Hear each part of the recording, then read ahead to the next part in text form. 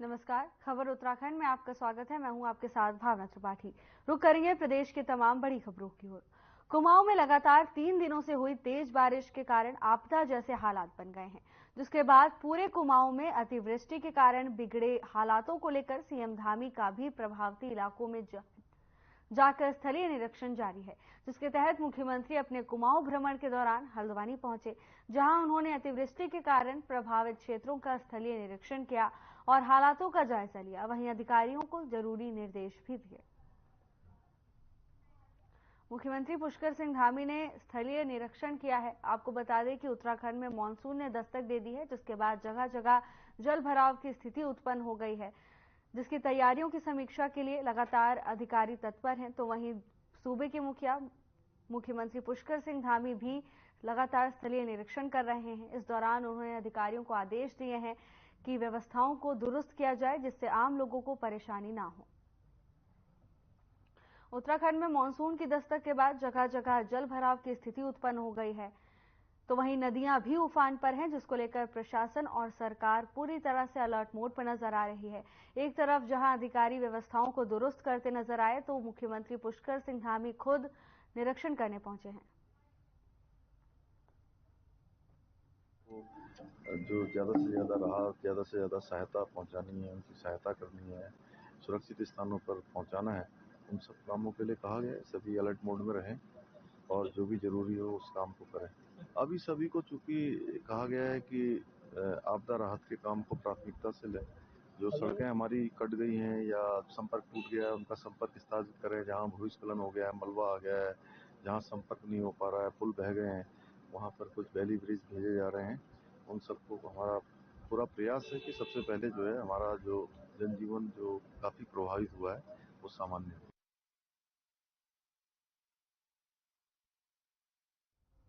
लगातार हो रही बारिश के चलते प्रदेश में हालात खराब हैं, जिसको लेकर कैबिनेट मंत्री और जनपद प्रभारी गणेश जोशी का बयान सामने आया है। उन्होंने कहा कि सितारगंज, खटीमा, गदरपुर, बाजपुर इन क्षेत्रों में लगभग 300 से अधिक परिवार प्रभावित हुए हैं। 1500 से अधिक परिवारों को हमने स्कूलों में रखा है। 50 से 60 से अधिक परिवार अपने रिश्तेदारों के यहाँ गए हैं। ऐसे में सरकार की तरफ से उनको राहत सामग्री, जो भोजन की व्यवस्था सरकार कर रही है। इसके साथ ही उन्होंने कहा कि सीएम धामी लगातार हालात को लेकर मॉनिटरिंग कर रहे हैं। उत्तराखंड में जगह जगह बारिश होने के बाद आपदा जैसे हालात बन गए हैं, जिसको लेकर प्रशासन और सरकार पूरी तरह से अलर्ट मोड पर नजर आ रही है। कैबिनेट मंत्री गणेश जोशी का बयान सामने आया है। उन्होंने कहा कि तत्परता से कार्य किया जा रहा है, जिससे प्रभावित लोगों तक राहत पहुंचाई जा सके। इसके साथ ही उन्होंने कहा कि मुख्यमंत्री पुष्कर सिंह धामी खुद मौके पर पहुंचकर मॉनिटरिंग कर रहे हैं। इसके साथ ही उन्होंने अधिकारियों को निर्देश दिए हैं कि जल्द से जल्द व्यवस्थाओं को दुरुस्त किया जाए। कैबिनेट मंत्री गणेश जोशी का बयान सामने आया है। आपको बता दें कि उत्तराखंड में भारी बारिश के चलते जगह जगह आपदा जैसे हालात बन गए हैं, जिसको लेकर कैबिनेट मंत्री की प्रतिक्रिया सामने आई है। उन्होंने आश्वासन दिया है कि प्रभावितों तक राहत कार्य पहुंचाया जा रहा है। इसके साथ ही उन्होंने कहा कि सूबे के मुखिया पुष्कर सिंह धामी खुद भी लगातार मॉनिटरिंग कर रहे हैं।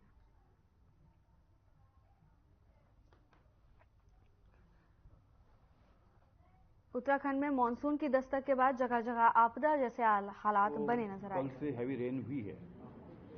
गदरपुर, किच्छा, सितारगंज, खटीमा और नानकमत्ता में लगभग 383 से अधिक परिवार इससे प्रभावित हुए हैं। 1500 से अधिक लोगों को हमने विस्थापित करके विद्यालयों में रखा है। लगभग 70 परिवार अपने रिश्तेदारों के यहाँ गए हैं और सरकार लगातार उसकी चिंता कर रही है। हमारे डीएम, हमारे एसएसपी, हमारे कमिश्नर मौके पे हैं।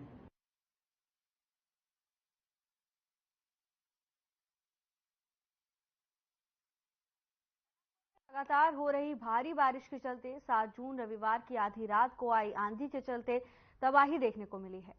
7 जून रविवार की आधी रात को आपदा ने चंपावत के नगर पालिका क्षेत्र और ग्रामीण क्षेत्र में जमकर तबाही मचाई, जिससे आम जनमानस को आर्थिक रूप से भारी नुकसान उठाना पड़ा।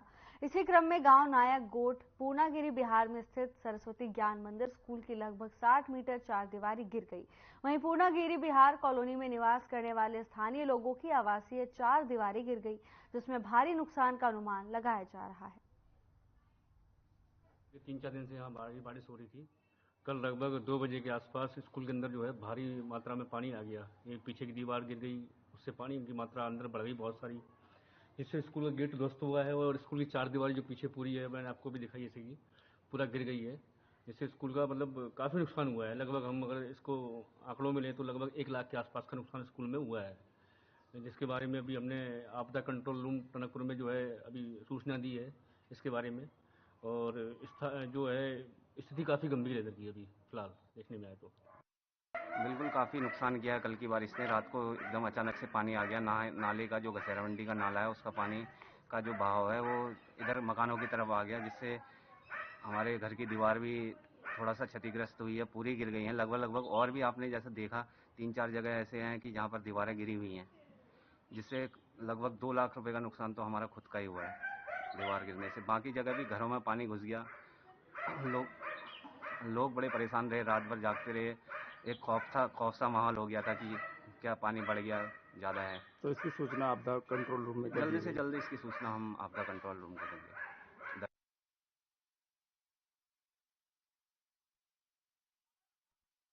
जहां खटीमा के ग्राम हल्दी घेरा में बाढ़ आपदा बचाव में गए 2 युवाओं ने अपनी जान गंवा दी। बता दें कि गांव में बीते 4 से 5 दिनों से बारिश हो रही है, जिसमें जल भराव की स्थिति अधिक हो जाने के कारण घरों में पानी घुस गया है।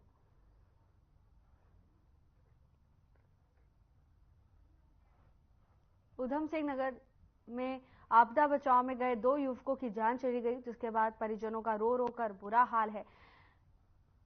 उत्तराखंड में बारिश आफत बरपा रही है। लगातार भारी बारिश के कारण नदियां उफान पर हैं, कई जानें भी जा चुकी हैं, तो वहीं लोगों को भारी परेशानी का सामना करना पड़ रहा है। जलभराव के कारण यातायात व्यवस्था भी प्रभावित हो रही है। मामला उधम सिंह नगर का है, जहां आपदा बचाव कार्य में 2 युवक पहुंचे थे, जहां नदी में डूबने से उनकी मौत हो गई। उत्तराखंड में 4-5 दिनों से लगातार भारी बारिश हो रही है, जिसके कारण जल स्तर में बढ़ाव देखने को मिला है। आपदा बचाव कार्य में पहुंचे 2 युवकों की जान चली गई। मामले की सूचना परिजनों को दी गई है, जिसके बाद परिजनों का रो रो कर बुरा हाल है।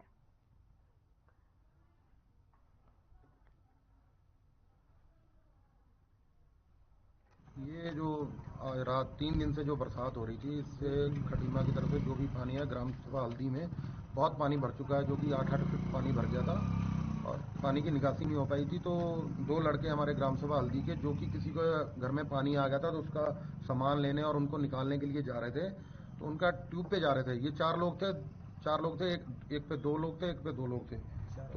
तो चारों एक बार डूब गए, तो 2 तो बच गए। उसमें से एक लड़का प्रिंस और एक सन्नी, इन दोनों की मृत्यु हो गई है।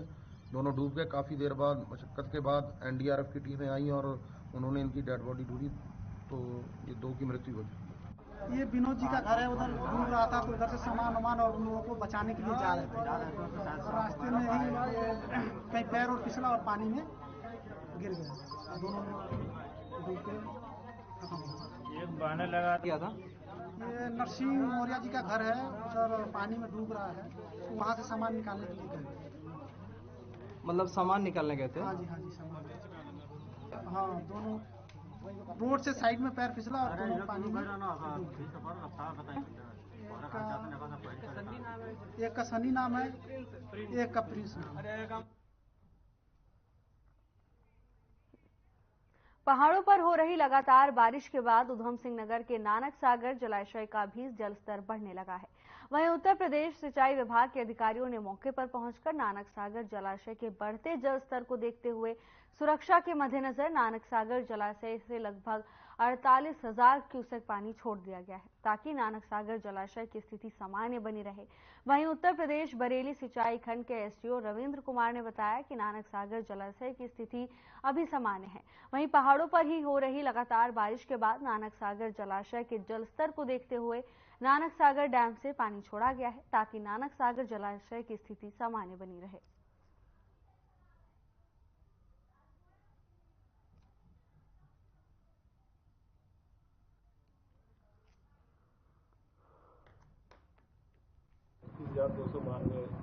का डिस्चार्ज चल रहा है और इसको कंट्रोल करते हुए चला रहे हैं। पानी जैसे आपदा का पानी है, बहुत पानी है ऊपर, नीचे की भी जनमानस को देखते हुए हम जलाशय से कंट्रोल करते हुए बार बार नीचे निकाल रहे हैं। और नानक सागर बांध अभी सब सुरक्षित है, कोई दिक्कत नहीं है।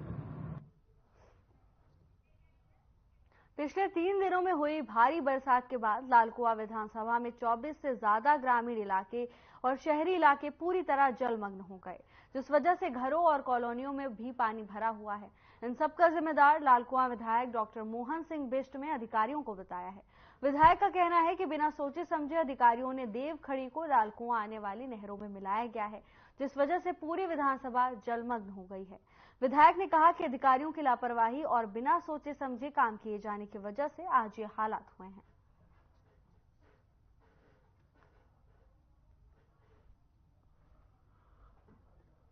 देखिए, बिल्कुल जो है ये केवल हल्द्वानी का पानी नहीं है। हल्द्वानी का पानी पहले भी लालकुआं आता था, लेकिन अब देवखड़ी नाले को जो है जो लालकुआं नहर में मिलाने से जो ऊपर के क्षेत्र हैं, चाहे डूंगा हो, चाहे भुजिया घाट हो, जो ऊपर के क्षेत्र हैं उनका पानी भी सीधे लालकुआं आने लगा है।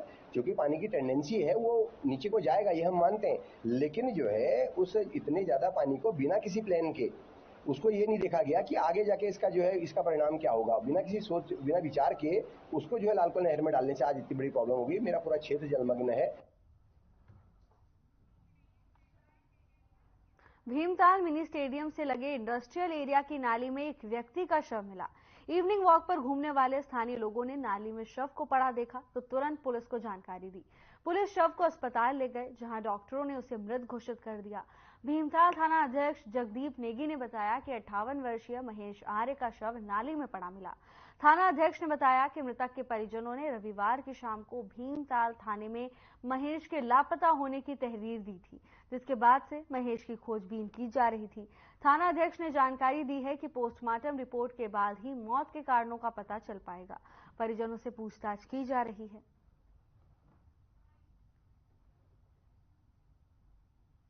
कांस्टेबल बहादुर सिंह रावत ने सूचना दी कि फ्लेक्स इंटरनेशनल स्कूल के पास नाले में एक व्यक्ति का शव पड़ा हुआ है।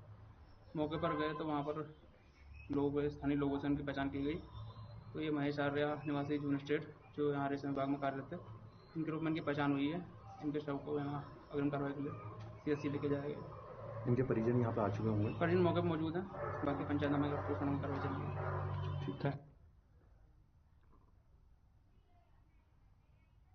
पूरे प्रदेश में हो रही मूसलाधार बारिश से कहीं राहत तो कहीं आफत नजर आ रही है। प्रदेश में हो रही मूसलाधार बारिश से पहाड़ी क्षेत्र में पहाड़ खिसकने से मार्ग बंद हो रहे हैं। पहाड़ की बारिश से मैदानी क्षेत्रों में नदी नाले उफान पर हैं, जिसके चलते मैदानी क्षेत्रवासियों को बाढ़ का डर सता रहा है, जिसको लेकर प्रदेश सरकार के दिशा निर्देश पर प्रशासन बाढ़ को लेकर नजरें बनाए हुए है।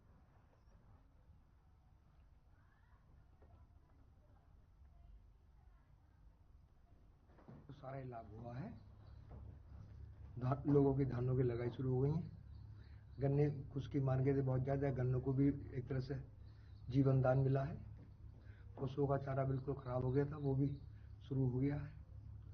और एक मोटी बात बताऊं, लोग कह रहे हैं आसमान का वर्षा और माँ का परसा, ये भी फलीभूत होता है। यदि भगवान साथ न दे किसान का तो कुछ पैदा न कर पाएगा।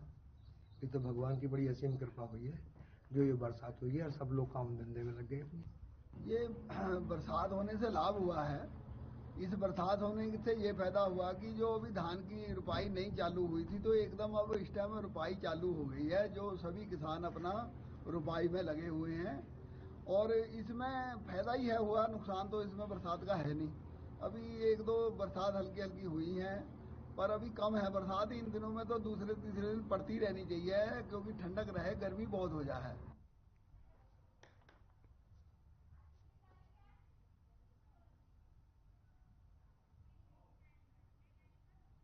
जम्मू कश्मीर में हुए आतंकी हमले में लैंसडाउन क्षेत्र के 2 लाल शहीद हो गए।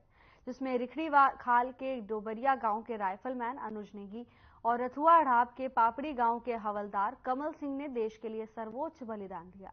शहीद अनुज नेगी की पिछले साल नवंबर महीने में शादी हुई थी।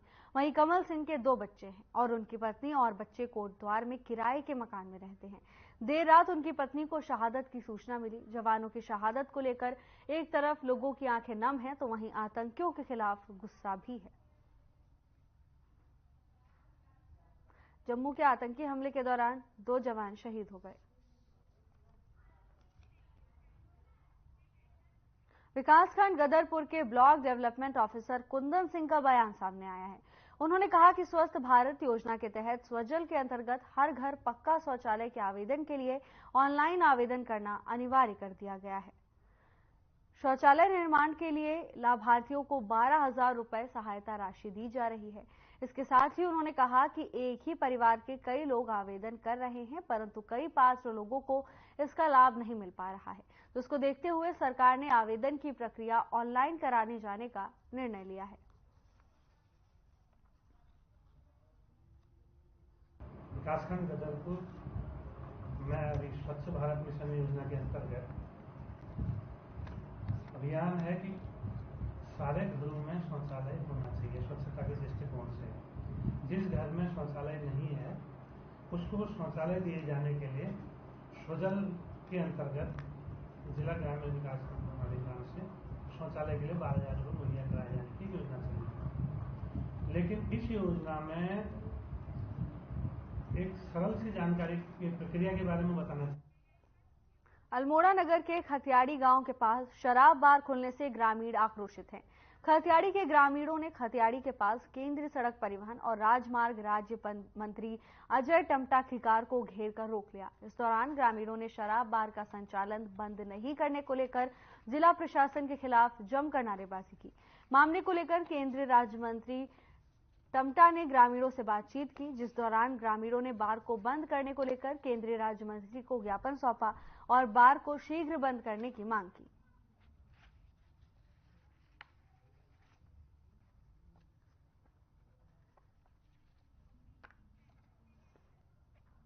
खबर अल्मोड़ा से है, जहां सड़कों के सुधारीकरण को लेकर लोगों ने धरना प्रदर्शन किया और विभाग के खिलाफ जमकर नारेबाजी भी की। इस दौरान उन्होंने विभाग पर लोगों की समस्या को अनदेखी करने का आरोप लगाते हुए कहा कि पिछले लंबे समय से गैस गोदाम लिंक मार्ग का कार्य आधा अधूरा लटका पड़ा है, जिससे आए दिन लोग चोटिल हो रहे हैं।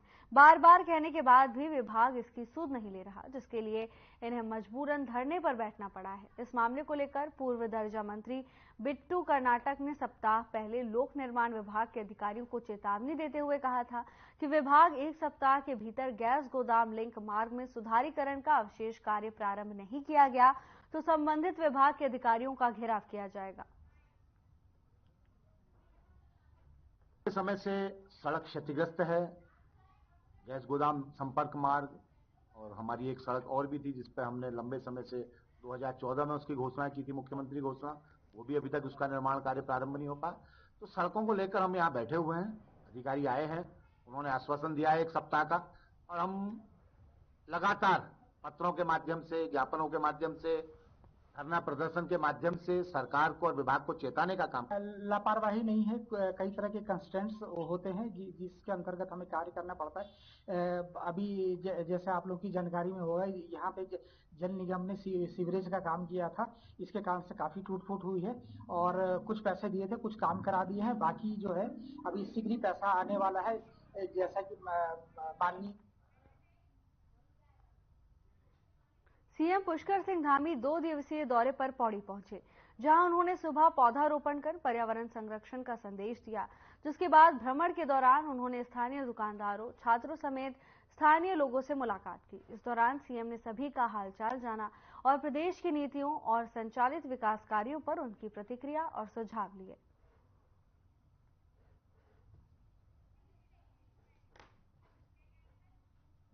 हरिद्वार जिले के लक्सर क्षेत्र में बीते दिन हुए अशोक सैनी हत्याकांड के 3 आरोपी अभी भी पुलिस की गिरफ्त से बाहर हैं, जिनकी गिरफ्तारी की मांग को लेकर अशोक सैनी के परिजनों ने फिर से पुलिस पर दबाव बनाया।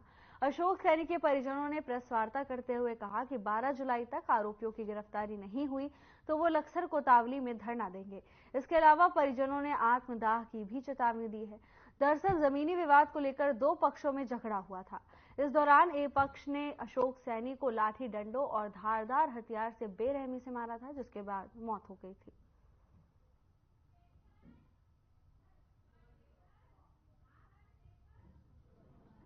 अपने कार्यस्थल से आ रहे थे तो उनकी हत्या कर दी गई 2 तारीख को रात को 2:30 बजे के करीब। और उसके बाद जब मैं अपने हस्बैंड को लेकर हॉस्पिटल पहुंची तो वहां पर भी हमले की कोशिश करी गई।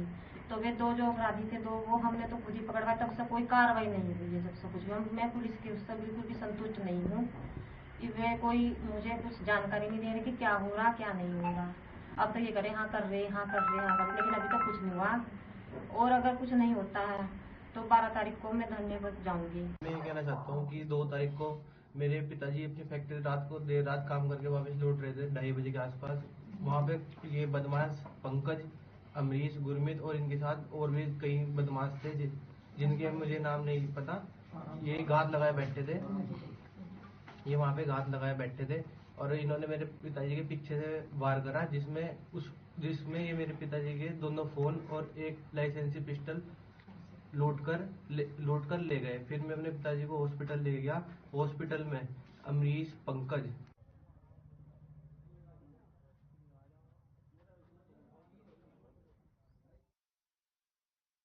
कश्मीर में हुए आतंकी हमले में टिहरी को बड़ा जख्म दिया है। टिहरी के जवान आदर्श नेगी भी इस हमले में शहीद हो गए हैं, जिसके बाद परिजनों का रो रो कर बुरा हाल है। कठुआ में आतंकियों ने जो कायराना हमला किया उसने टिहरी जिले को भी गहरा जख्म दिया है। टिहरी जिले के जवान आदर्श नेगी भी शहीद हो गए हैं।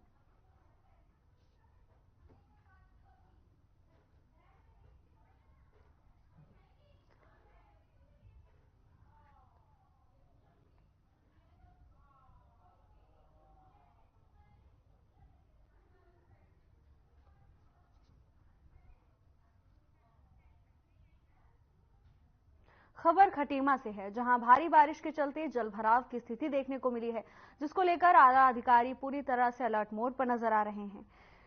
खटीमा क्षेत्र में बारिश और बाढ़ से भारी जलभराव होने पर मंडलायुक्त दीपक रावत, डीआईजी योगेंद्र सिंह रावत ने खटीमा बाजार, नगला तराई गांव, मेलाघाट, जमौट, प्रतापपुर आदि जलभराव क्षेत्रों का स्थलीय निरीक्षण किया। उन्होंने रेस्क्यू और राहत कार्यों का जायजा लिया। रावत ने जिलाधिकारी उदयराज सिंह, वरिष्ठ पुलिस अधीक्षक मंजुनाथ टीसी, उप जिलाधिकारी रविंद्र भिष्ट, एनडीआरएफ के दुबे से रेस्क्यू, राहत बचाव कार्यों की पूरी जानकारी ली। कुमाऊं कमिश्नर दीपक रावत ने बताया कि देर रात से क्षेत्र में भारी बारिश के चलते सुबह जलभराव हो गया। टीमों ने रेस्क्यू कार्य शुरू कर दिया है।